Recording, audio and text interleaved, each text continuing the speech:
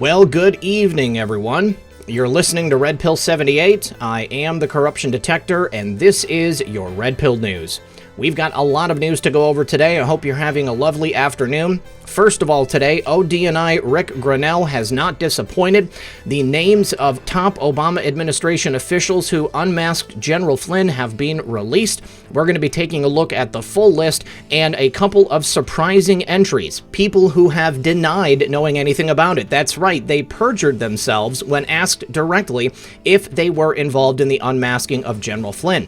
Rand Paul is speaking out about the information that's being released. We also have a surprising development in the General Flynn case. A group of 16 prosecutors, calling themselves the Watergate prosecutors, have put together an amicus brief. That means that they are outsiders in this case, and they have entered information asking Judge Sullivan to reconsider the DOJ's recommendation that the charges be dropped against General Flynn. Alan Dershowitz is speaking out about that decision. We're going to look at what he had to say. And finally, Brit Hume is weighing in on what he calls the worst journalistic fiasco of the last 50 years in journalism.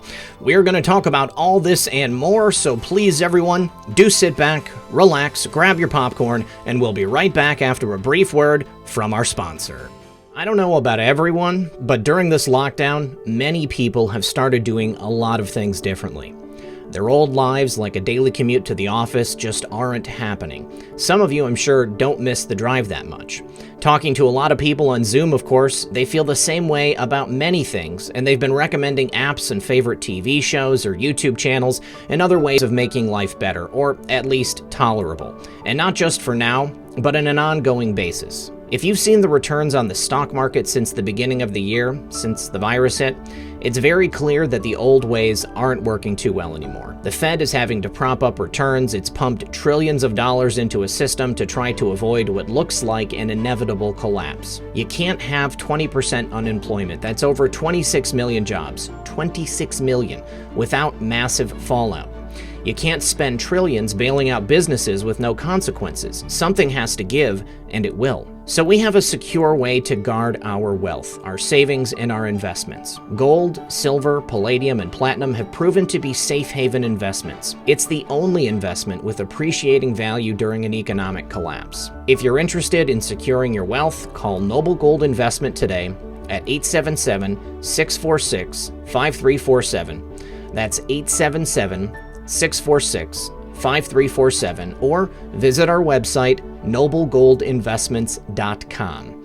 And remember, when you support my sponsors, you support this channel. All right, guys, thanks for sticking around. First of all, today, I wanted to show you post 4228.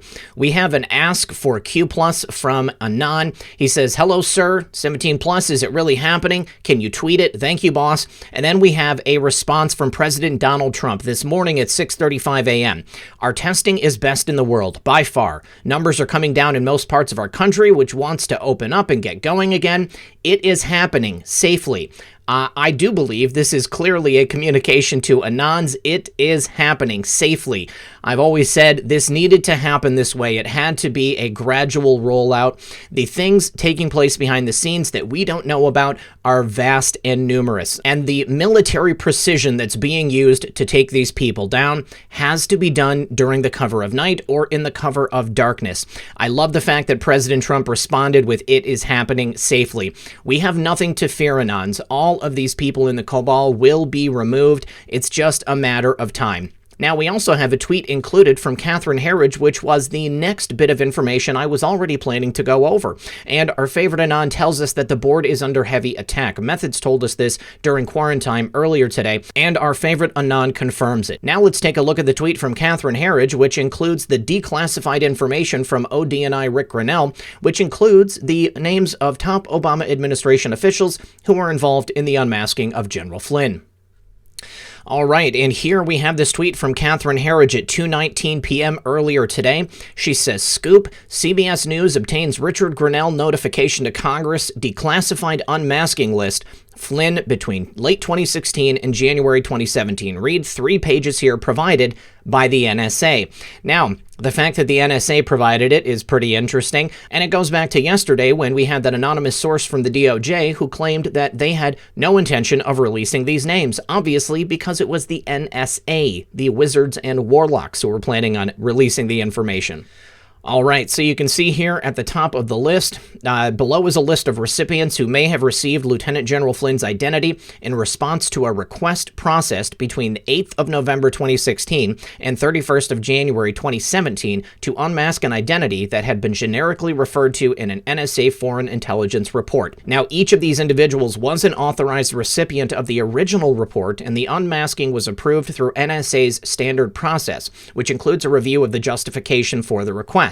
Only certain personnel are authorized to submit unmasking requests into the NSA system. In this case, 16 authorized individuals requested unmaskings for, doesn't say how many different NSA intelligence reports, for select identified principals.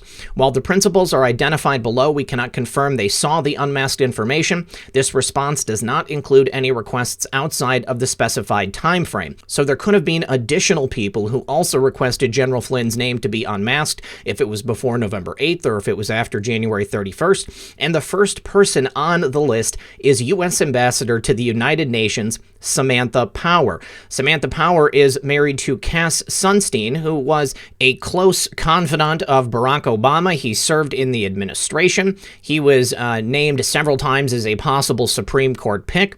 You can see from his writings the type of person he was. He also served as a professor at both Columbia and at Harvard. But there is one chilling thing about Cass Sunstein that I wanted to bring to your attention in particular. So, while serving in Renegade's administration as the head of the Office of Information and Regulatory Affairs, and while at Harvard Law School, he co-wrote a paper which proposed that the U.S. government employ teams of covert agents and pseudo-independent advocates to cognitively infiltrate online groups and websites, as well as activist groups, specifically groups and chat rooms which advocate what Sunstein referred to as false conspiracy theories about the government. It's a very interesting read and gives you some incredible insight into the mind of this man and the direction the administration was going. This is also something that many of us worry about happening within our own movement quite often, and I think the reason we're so worried about it is because we've actually got real-life proof that it has happened, and we've got more than enough evidence to show that it's happening currently. Specifically within the paper, he explicitly advocated that the government should pay what he calls credible independent experts to advocate on the government's behalf, a policy which he said would be more effective because people don't trust the government itself and would only listen to people that they believe are independent. Now, think about the situation we're in right now. The 4 a.m. talking points and the way the mainstream media and their so-called experts have talked about the Russia collusion narrative. We're going to touch back on this here later in the program. Now, as part of that drop that we received last week from ODNI Rick Grinnell, one of the testimonies included therein was the testimony of U.S. Ambassador to the United Nations, one Samantha Power. Now, here in this testimony, she's being questioned by Adam Schiff, and she is asked, so to your knowledge, did you ever make, and then it's redacted, and then she answers, I don't recall making such a request.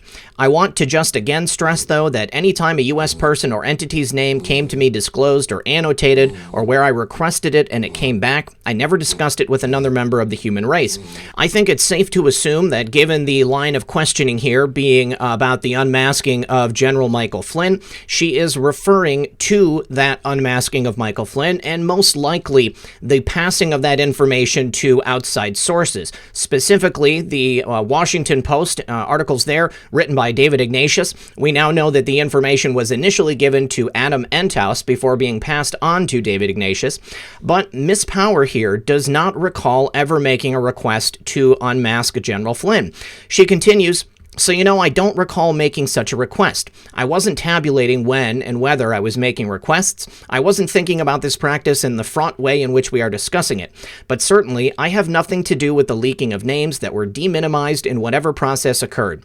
Adam Schiff continues questioning, and I just want to be clear that there's no indication you ever made a request or that there necessarily was even a report on that subject. But I did want to get you on the record on that because at the end of the day, That's sort of where this came from. Samantha continues, yes, I have no recollection of making a request related to General Flynn. So back to this release today from the Wizards and Warlocks at the NSA, we can see clearly Samantha Power was the first to unmask General Flynn, and she's also done it multiple times, even twice in one day. Now, James Clapper is also listed as a person on this. We also have John O'Brennan listed as a person who unmasked General Flynn. We have several other people from different ambassadorships, people working for the Clowns in America, people working for the Treasury Department. On the second page, it continues, and we can see that James Comey was one of the people who unmasked General Flynn. We also have several more ambassadors, people from additional departments of the government, including the Secretary of Energy. And it continues on page 3, and we've got additional ambassadors, one being the ambassador to Turkey. We have Dennis McDonough, the Chief of Staff to the President of the United States at that time. That was on January 5th, the date of that Oval Office meeting. We have the Deputy Director of National Intelligence for Intelligence Integration, Michael Dempsey, Principal Deputy Director of National Intelligence, Stephanie O'Sullivan. This name right here is redacted. And we have also at the very end, Vice President Joe Biden. Now, this is very interesting considering yesterday when Joe Biden initially balked at the idea that he had anything to do with the investigation into General Flynn. We know that he was at that meeting in the Oval Office on January 5th. He had to backtrack and admit that he did understand they were investigating him, but he had nothing more to do with it. Well, the date that Joe Biden unmasked General Flynn was just a week after that meeting in the Oval Office. So if he was only aware of the fact that they were investigating him, why is he unmasking General Flynn a week later? This would lead one to believe that he was deeply invested in the investigation into General Flynn, and he wanted to keep tabs on the investigation and know in which direction it was going. So now, with the release of this document from the ODNI and the NSA, we know that former head of the Clowns in America, John Brennan, former DNI James Clapper, Samantha Power, former U.S. ambassador to the United Nations, and former Vice President Joe Biden all individually unmasked General Flynn. And we can't forget the Chief of Staff to the President of the United States the very day they had that secret meeting in the Oval Office. Joe Biden claims he knew nothing about the investigation. Now, the evidence is clear. Joe Biden was actually involved in the investigation to frame Michael Flynn. The only question is, how deep does it go? Now, also with this release from ODNI Rick Grinnell and the NSA, we get word from Senator Rand Paul on Twitter that he is inviting Grinnell to testify in the Senate as early as next week. This should be jam-packed with great information, and I certainly am going to be covering it here on this channel as soon as we get the sauce.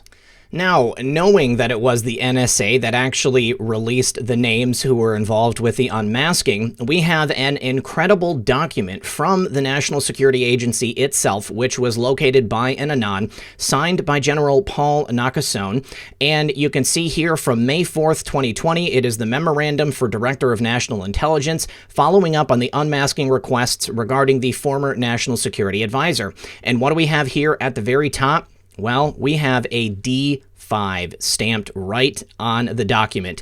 I think we all know what D5 means. We continue here, D5 date on the ODNI release, and it says excellent find Anon. They thought it meant December 5th, state funeral, NSA, a lot more coming soon. So this is a pretty amazing proof that we have here now, and I think that we should all keep our eyes open for many more in the coming days. All right, now the last post we have here, post 4230, it's a screen cap of the document just stating that the names on this list are only from that given date. They say Paine, and then we have a recap of post 3332, which says, boom week ahead, treason doesn't pay well in the end, and this is only the start from our favorite Anon. So I think that this is additional confirmation that we are going to see more coming up in the very near future, hopefully this week. Now, in regards to that amicus brief from the quote-unquote Watergate prosecutors, I have a tweet here from Kyle Cheney, which shows the actual filing, which appears to have prompted Judge Sullivan to pursue a schedule for receiving additional briefs, and it's from these 16 Watergate prosecutors. Let's take a look at the article from Politico. All right, so here we have the document. It discusses the government's motion to dismiss the criminal complaint against General Flynn, and it says that a group of 16 former members of the Watergate Special Prosecution Force of the DOJ, through the undersigned counsel, hereby provides notice of its intent to file a motion for leave to file a brief as amicus curiae, other appropriate application, or both. Now, what they're trying to do here is keep this court proceeding ongoing, to keep General Flynn locked up, to make sure that he is unable to join the government and to stop him from being fully exonerated. Now, why did Judge Sullivan allow for this amicus curiae to be filed, or the intent to notice be filed, if he's not allowed them to be entered in the past? It is a good question. Let's go ahead and take a look at a tweet from Blue Sky. Now, she put this out earlier today, and our favorite Anon showed it in a post, and she says, Judge Sullivan resides in the same court as the FISA court. Here he is with Judge James Boasberg and Rosemary Collier, both who signed the FISA warrants. Judge Contreras, Flynn's first judge, had to be removed from the case because of his personal relationship to Strzok. So, we've got Judge Sullivan right here. We've got Rudy Contreras over here, and then Collier and Boasberg are in here as well. Obviously, all of these judges are very close to one another. Obviously, they have a special relationship, seeing as they're judges, and they reside on this court, being part of the FISC, the Foreign Intelligence Surveillance Court. Don't forget that Rudy Contreras, who was close personal friends with Peter Strzok, the man who both instigated and continued the Flynn investigation, had to be removed because of his conflict of interest with the association of Peter Strzok. Now, Alan Dershowitz is weighing in on this decision, as well as Sidney Powell. Let's go take a look at some coverage. So clearly, with the decision handed down by the Department of Justice that the prosecution of General Flynn would not be in the public interest, the fact that Judge Sullivan is now considering allowing other people to weigh in who are not within the Department of Justice, who, although they have certain legal history, they are not a part of this case. Now, Alan Dershowitz says if this judge has the gall to not throw this out now, he ought to be impeached.